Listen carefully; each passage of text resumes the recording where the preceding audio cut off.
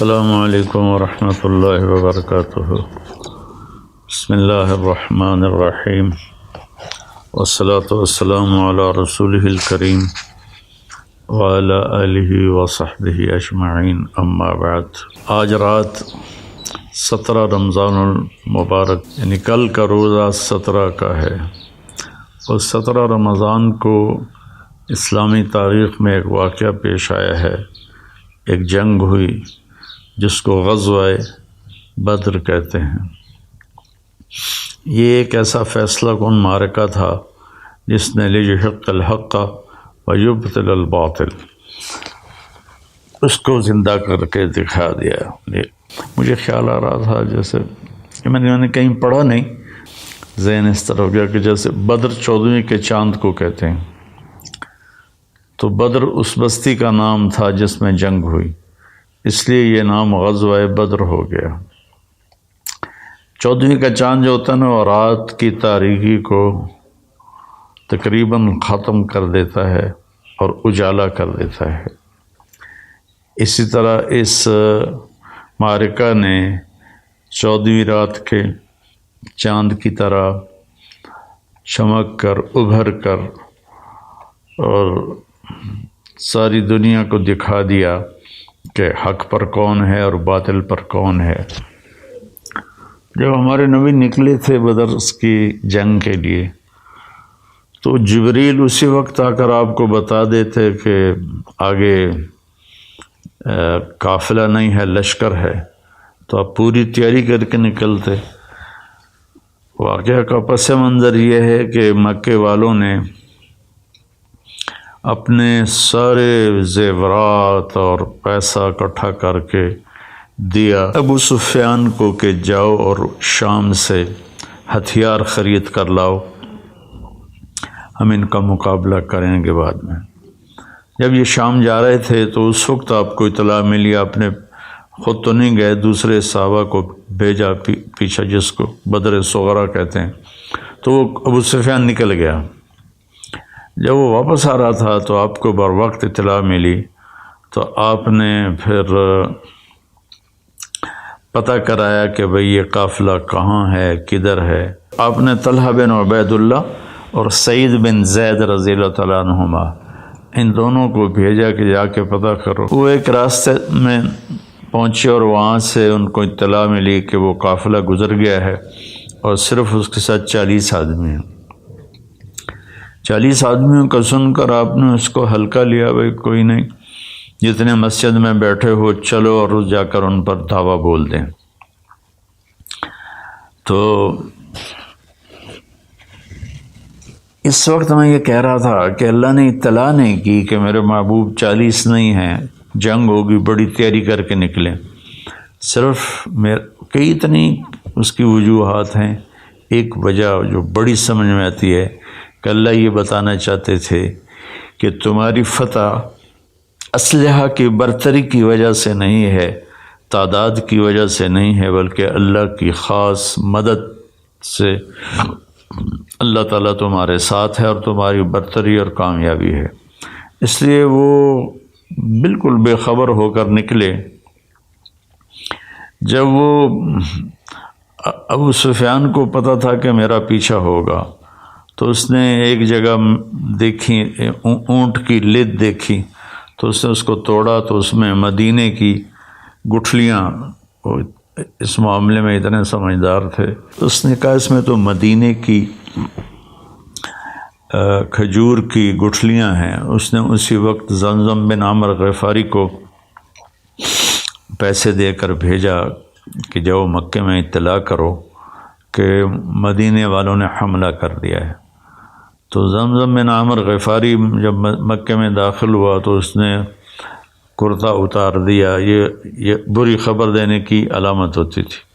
اپنے اونٹ کی ناک کو چپٹا کر دیا، پالان الٹا کر دیا، اور کہا کہ قریش اپنے قبیلے کی خبر لو، محمد صلی اللہ علیہ وسلم اور اس کے ساتھی لوٹنے کے لیے آ رہے ہیں۔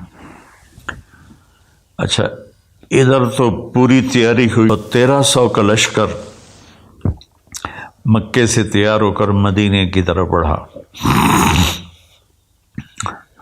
اور ادھر آپ صرف 313 کو لے کر نکلے، اور پورے لشکر میں 2 گھوڑے تھے، ایک حضرت زبیر کے پاس، ایک حضرت مقداد کے پاس، اور 60 اونٹنیاں تھیں جس پر وہ باری باری 313 سوار ہو کے چل رہے تھے۔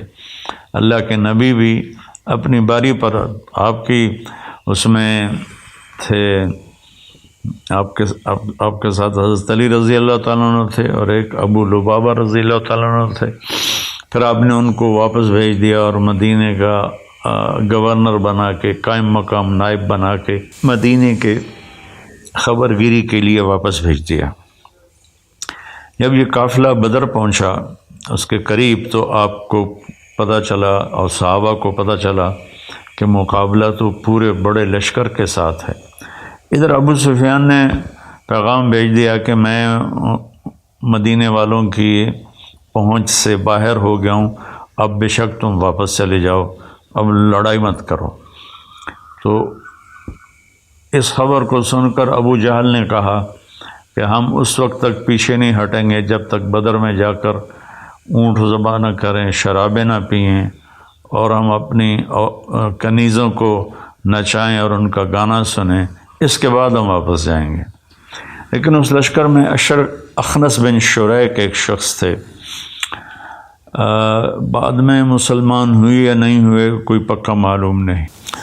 تو انہوں نے کہا بھائی جب مقصد ہی پورا ہو گیا، قافلہ واپس چلا گیا، اب کس بات کا لڑنا؟ ابو جہل اڑا ہوا تھا، نہیں ہم بدر تک ضرور جائیں گے۔ تو اپنے 300 ساتھیوں کو لے کر واپس ہو گیا بنو زہرہ کے۔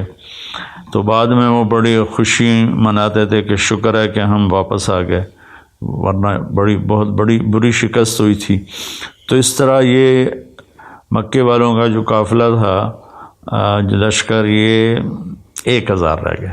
اس میں 300 گھوڑ سوار تھے، اور باقی جو 700 تھے وہ سب مسلح تھے، تمام ہتھیاروں کے ساتھ، اونٹنیاں تھیں، اور 2 گھوڑ سوار، 300 گھوڑ سوار۔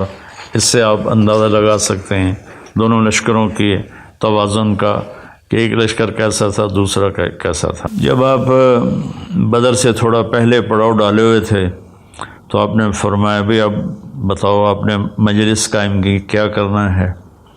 لڑیں، واپس جائیں، تیاری کر کے آئیں، یا یہیں سے آگے بڑھ کے حملہ کر دیں؟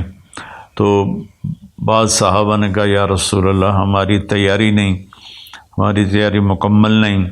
کما اخرجک من بیتک بالحق وان فریقا من المؤمنین لکارہون، اس آیت میں صرف اشارہ ہے۔ تو میرے خیال میں ہم واپس جائیں اور تیاری کر کے آئیں۔ تو ابو بکر صدیق رضی اللہ عنہ کھڑے ہو کر عرض کی یا رسول اللہ ہم آپ کے شانہ بشانہ ہیں، لڑائیں گے تو لڑیں گے، ہٹائیں گے تو ہٹ جائیں گے۔ عمر رضی اللہ تعالیٰ عنہ نے بھی کھڑے ہو کر یہ بات عرض کی کہ یا رسول اللہ ہم آپ کے ساتھ ہیں۔ تو پھر مقداد بن اسود رضی اللہ تعالیٰ عنہ کھڑے ہوئے، تو انہوں نے کہا یا رسول اللہ ہم بنی اسرائیل نہیں ہیں کہ کہیں اذهب انت وربک فقاتلا۔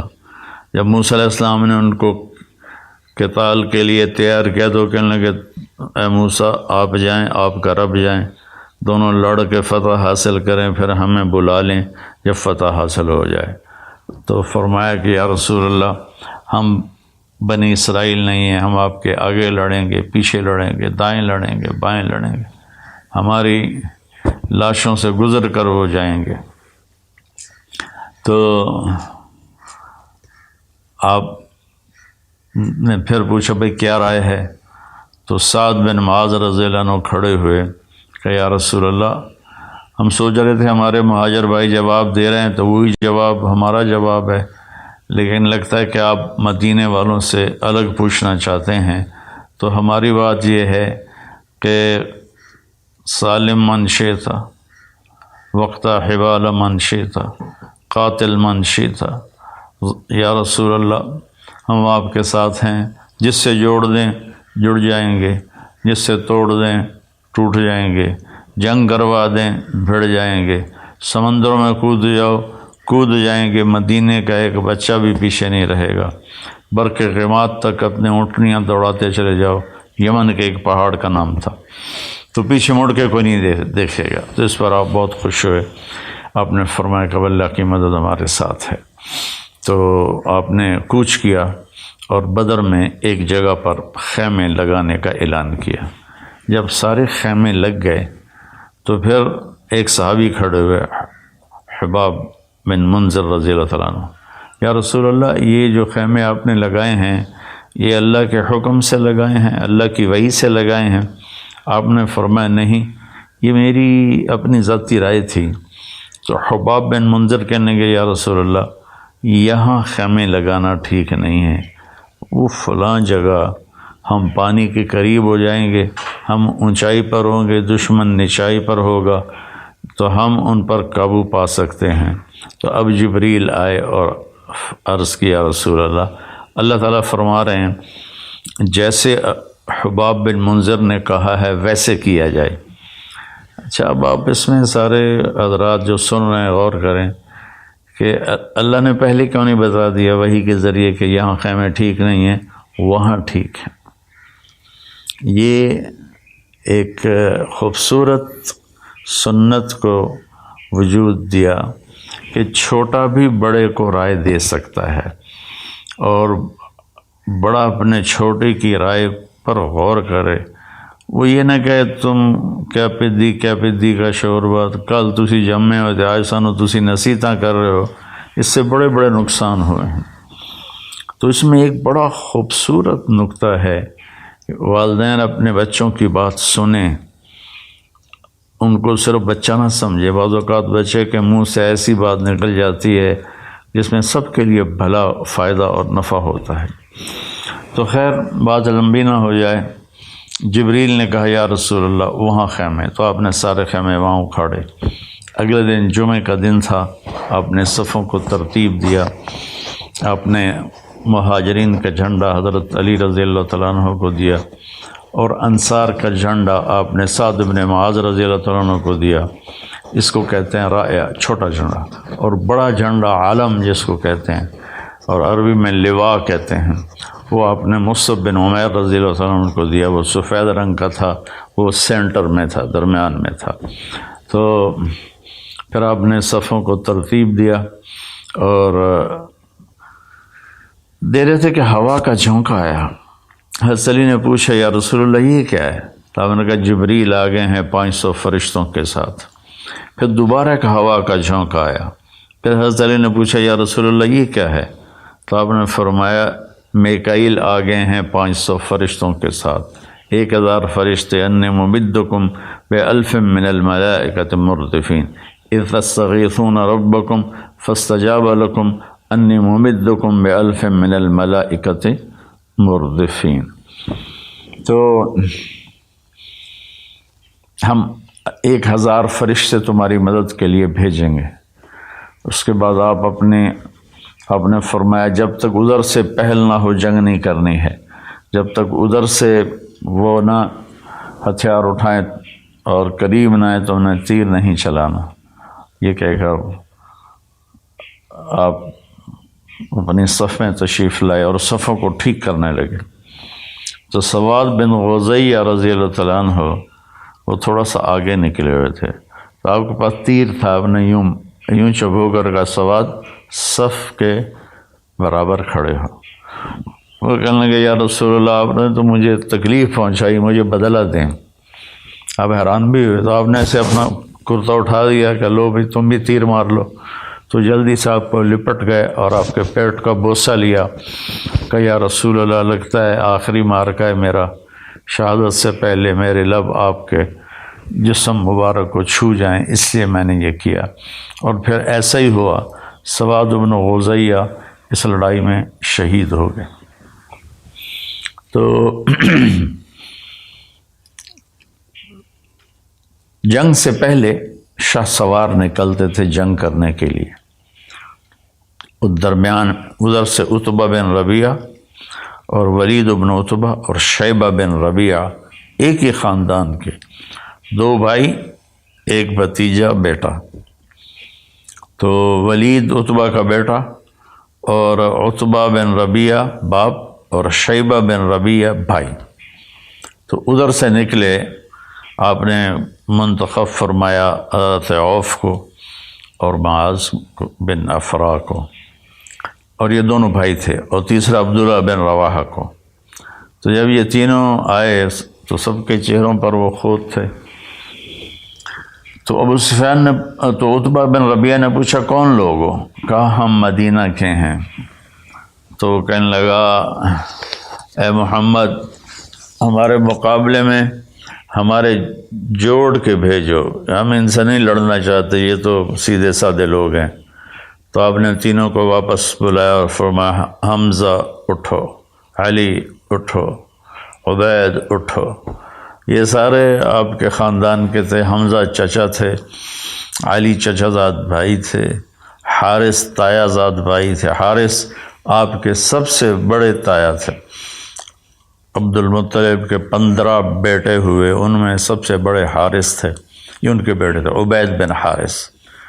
تو یہ تینوں حضرات آگے بڑھے۔ تو عتبہ نے پوچھا کون ہو؟ کہا حمزہ بن عبد المطلب۔ تم کون ہو؟ کہا علی بن ابی طالب۔ تم کون ہو؟ کہا عبیدہ بن حارث بن عبد المطلب۔ تو کہنے لگا اب ٹکر کا مقابلہ ہے، اب جوڑ صحیح پڑے گا۔ تو یہ تینوں ایک طرف کے دوسری طرف کے شاہ سوار آپس میں بھیڑے، تو حضرت حمزہ رضی اللہ تعالیٰ نے عتبہ کو قتل کر دیا، اور حضرت علی رضی اللہ تعالیٰ عنہ نے ولید کو قتل کر دیا، اور حضرت عبیدہ رضی اللہ تعالیٰ عنہ اور شیبہ کی لڑائی ہوئی جس میں ان کا پاؤں کٹ گیا حضرت عبید کا، اور وہ گر پڑے۔ تو حضرت حمزہ اور حضرت علی رضی اللہ تعالیٰ عنہ علیہم السلام انہوں نے آگے بڑھ کے شیبہ کا بھی سر اڑا دیا، اور حضرت عبید کو اٹھا کر لائے تو انہوں نے اللہ کے نبی کے قدموں پہ سر رکھ دیا کہ یا رسول اللہ الست شہیدن، کیا میں شہید ہوں؟ آپ نے کہا بلا وانا علیک شاہد، بالکل تو شہید ہے اور میں تیری شہادت کی قیامت کے دن گواہی دوں گا۔ پھر کہنے لگے یا رسول اللہ اگر آج ابو طالب زندہ ہوتے تو ان کے اس شعر کا میں زیادہ حقدار تھا۔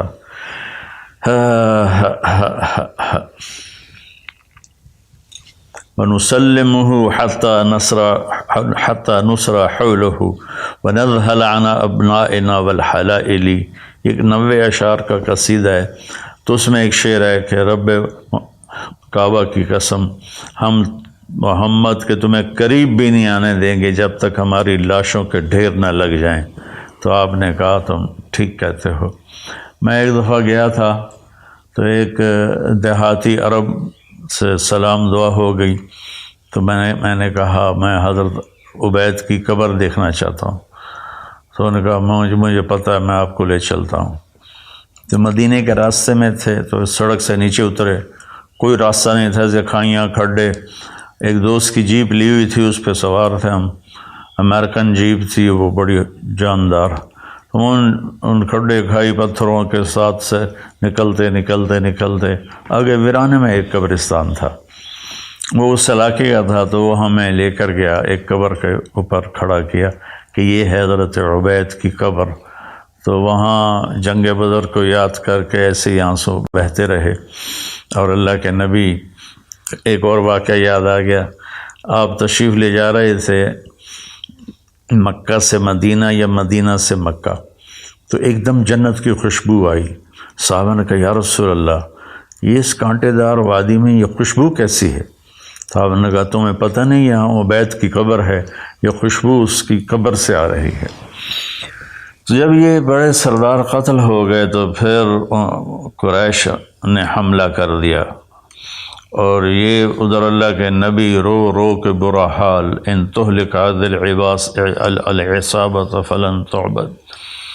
یہ صرف 313 آدمی ایسے انٹائٹل ہیں کہ ان پر دین کا، اسلام کا دار و مدار اللہ نے قائم کروایا اپنے نبی کی زبان سے کہ میرے رب اگر یہ تو نے ہلاک کر دیا پھر تیرا نام لینے والا کوئی نہیں رہے گا۔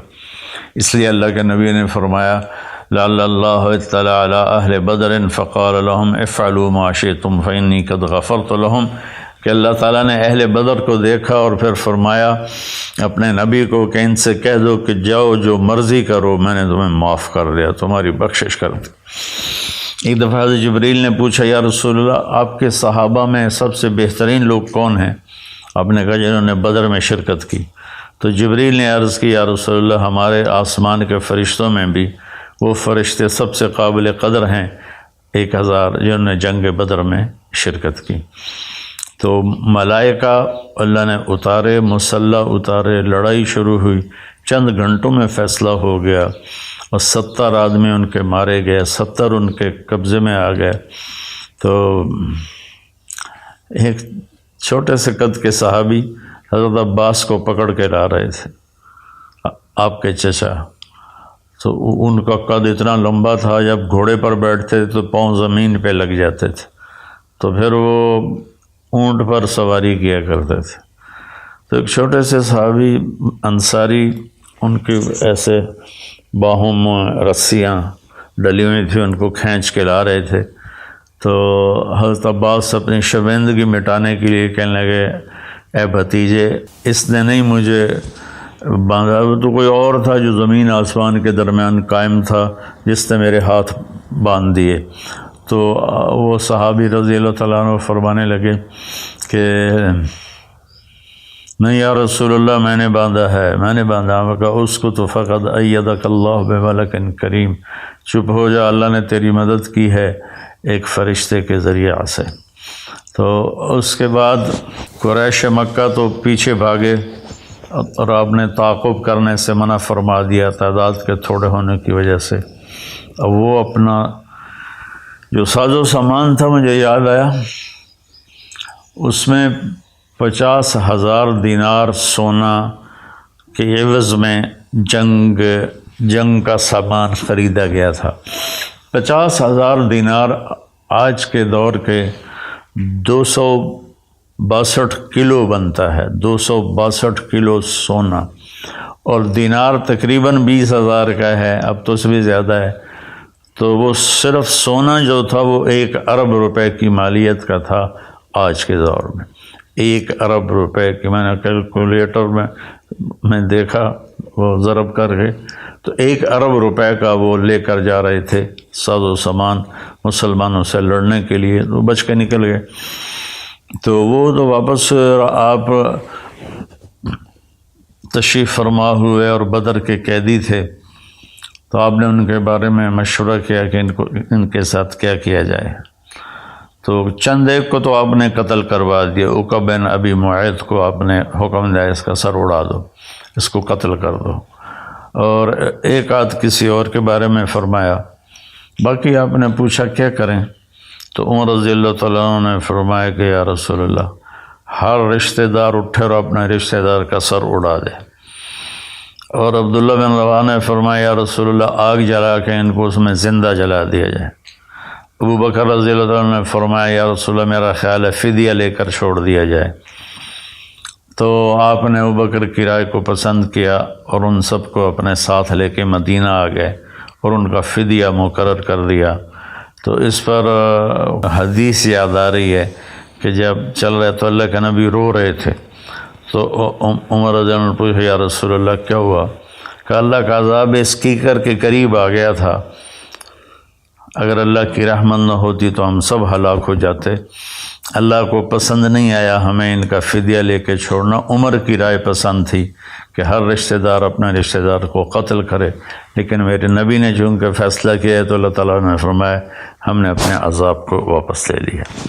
تو جنگ بدر میں جو شہداء 14 صحابہ شہید ہوئے اور 70 قریش کے لشکر کے شہید ہوئے، 70 قید ہوئے، اور اللہ تعالیٰ نے کھلی آنکھوں سے دکھایا کہ بغیر ہتھیاروں کے اللہ تعالیٰ نے فتح نصیب فرمائے۔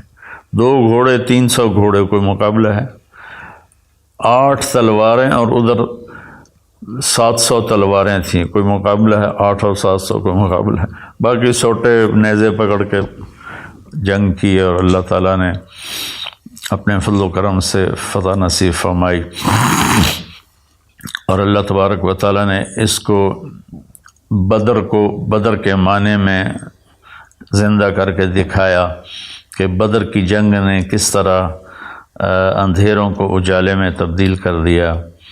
آپ نے پھر لوگ آتے تھے اور فدیہ دے کے اپنے قیدیوں کو لے جاتے تھے۔ تو عمیر بن وہب جمحی یہ ایک بعد میں صحابی بنے، یہ اور صفوان بن امیہ مکے میں بیٹھے تھے۔ تو عمیر کہنے لگے سرداروں کے قتل کے بعد تو زندگی کوئی نہیں رہی۔ تو صفوان کہنے لگے اگر میرے اوپر قرضہ نہ ہو، صفوان کہنے لگے واقعی یار زندگی کا کوئی جوش ہی نہیں رہا۔ تو عمیر کہنے لگے اگر میرے اوپر قرضہ نہ ہوتا اور میرے بچے چھوٹے نہ ہوتے تو میں جا کے محمد کو قتل کر دیتا۔ تو صفوان نے کہا تیرا قرضہ میرے ذمہ، تیرے بچوں کا خرچہ جب تک وہ بڑے نہیں ہوتے میرے ذمہ، تو یہ کام کرو۔ انہوں نے کہا بالکل ٹھیک۔ تو اس نے اپنی تلوار لی اور اونٹنی پر مدینے کو چل پڑا۔ اور مسجد نبوی کے دروازے پر اس نے اونٹنی کو بٹھایا اور نیچے اترا تو حضرت عمر نے دیکھ کر کہنے لگا وہ مکے کا شیطان آ گیا، یہ ضرور کوئی بدنیتی لے کر آیا ہے۔ تو انہوں نے اس کو پکڑ لیا اور آپ کے سامنے پیش کیا، یا رسول اللہ مجھے نہیں لگتا یہ کسی خیر کے ارادے سے آیا۔ تو ہم نے کہا عمیر کس لیے آئے ہو؟ کہا جی میرا بھائی جو گرفتار ہے اس کا فدیہ دینے آیا ہوں۔ آپ نے کہا تلوار کیوں لائے ہو؟ تو وہ کہنے لگا تلواروں نے بدر میں کیا کام دیا تھا جو آج کام دیں گی؟ آپ نے کہا وہ حرم شریف میں تیری اور صفوان کے آپس میں کیا بات ہوئی تھی؟ تم نے کہا تھا میرے بچے چھوٹے نہ ہوتے، قرضہ نہ ہوتا تو محمد کا سر اڑا دیتا۔ اس نے آپ کے پاؤں پکڑ لے کہ اشہد ان لا الہ الا اللہ و اشہد انک رسول اللہ، یا رسول اللہ میں گواہی دیتا ہوں آپ سچے رسول ہیں۔ کیونکہ اس بات کا تو مکے والوں کو ہی نہیں پتہ، صرف میں اور صفوان تھے۔ ادھر صفوان روزانہ کہتا ان قریب اچھی خبر سنو گے، ان قریب خوشخبری آنے والی۔ جو آدمی مدینے سے آتا بھاگ کر اس کے پاس جاتا، کوئی نئی خیر خبر۔ ایک دن ایک آدمی آیا تو بھاگا گیا، کوئی نئی خیر خبر کا، ہاں عمیر بن وہب نے اسلام قبول کر لیا۔ اس نے اتنی گالیاں دی ان کو کہ انہوں نے میرا مال برباد کیا، میرا یہ برباد کیا۔ لیکن اللہ نے بعد میں صفوان بن امیہ کو بھی ایمان نصیب فرما دیا۔ فتح مکہ پر اللہ نے ان کو ہدایت دی، کلمہ پڑھا، اور جنگ حنین کے لیے 100 زریں اکیلے صفوان بن امیہ نے پیش کی تھیں جنگ حنین کے لیے۔ تو نبی کی سیرت پڑھا کرو، میں تو اس کی تفصیل میں جاؤں تو کئی گھنٹے کا بن جائے گا یہ، لیکن میں صرف اشارات آپ کو بتا دیے، وہ جو میری یادداشت میں تھے وہی میں نے آپ کی خدمت میں پیش کر دیے۔ لیکن آپ سب بہن بھائیوں سے گزارش ہے اپنے نبی کی زندگی ضرور پڑھیں، اس سے بہت فائدہ ہوگا۔ اللہ تعالی ہم کو آپ کو عمل کی توفیق نصیب فرمائے۔ السلام علیکم، السلام علیکم، السلام